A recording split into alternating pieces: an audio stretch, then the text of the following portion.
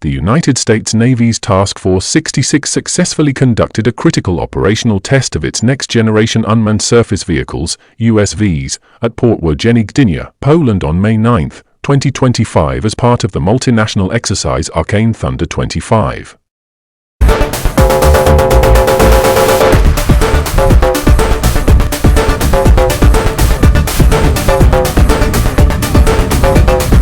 This landmark demonstration showcased the Navy's rapidly advancing autonomous warfare capabilities in one of Europe's most strategically sensitive regions. The exercise, directed by U.S. Army Europe and spearheaded by the 2nd Multi-Domain Task Force, represents a significant step forward in integrating unmanned systems with conventional forces to enhance NATO's collective defense posture.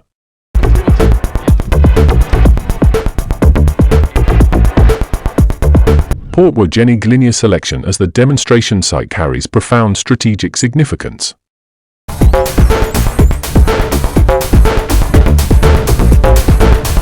As Poland's primary naval base on the Baltic Sea, the facility serves as a crucial node in NATO's eastern flank defense architecture.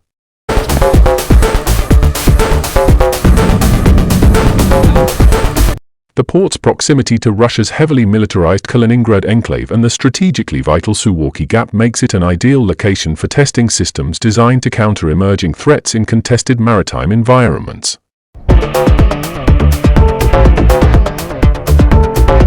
Rear Admiral Connis, commander of Naval Surface Forces Atlantic, emphasized that Gdynia provides the perfect operational laboratory to stress test these systems in conditions that mirror real-world challenges we face in the Baltic theater. The operational test involved multiple Sea Hunter-class USVs executing complex mission profiles under simulated combat conditions.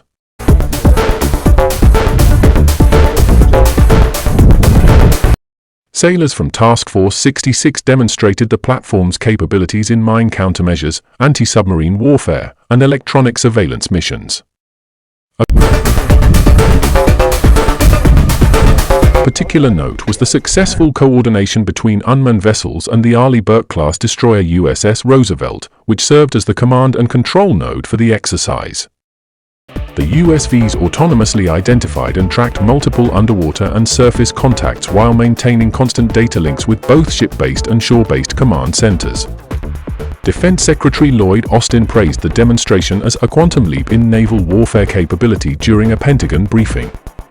What we're seeing today represents the future of maritime operations, unmanned systems working seamlessly with our traditional fleet to extend our reach and enhance our lethality, Austin stated. Polish Minister of National Defense Władysław Kosiniak-Kamysz highlighted the exercise's importance for regional security, noting that the integration of these advanced American systems with NATO's existing infrastructure significantly strengthens our collective deterrent against aggression in the Baltic region. The current deployment builds upon lessons learned from previous unmanned systems initiatives including the Navy's Ghost Fleet Overlord program and the Marine Corps Expeditionary Advanced Base Operations concept. However, Exercise Arcane Thunder 25 marks the first large-scale operational deployment of autonomous surface vessels in European waters. This development comes as Russian naval forces have significantly increased their activity in the Baltic, including recent deployments of new Kilo-class submarines equipped with long-range cruise missiles. From a military readiness perspective, the successful demonstration validates several key components of the Navy's distributed maritime operations concept.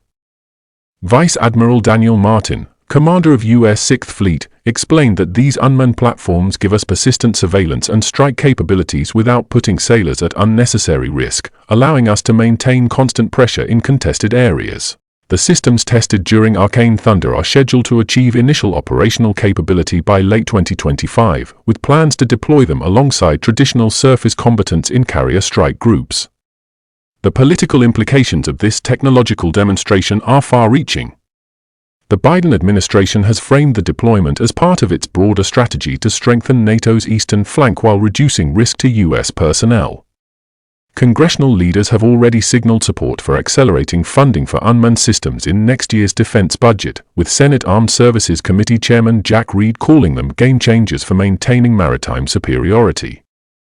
However, the deployment has drawn sharp criticism from Moscow, with Russian Foreign Ministry spokeswoman Maria Zakharova accusing NATO of escalatory actions that dangerously lower the threshold for conflict. Looking ahead, Navy officials confirm that Task Force 66 will conduct additional operational evaluations of the USVs throughout the remainder of Exercise Arcane Thunder 25, which runs through May 20th. The next phase will focus on integrating the unmanned systems with allied platforms from Poland, Germany, and the United Kingdom.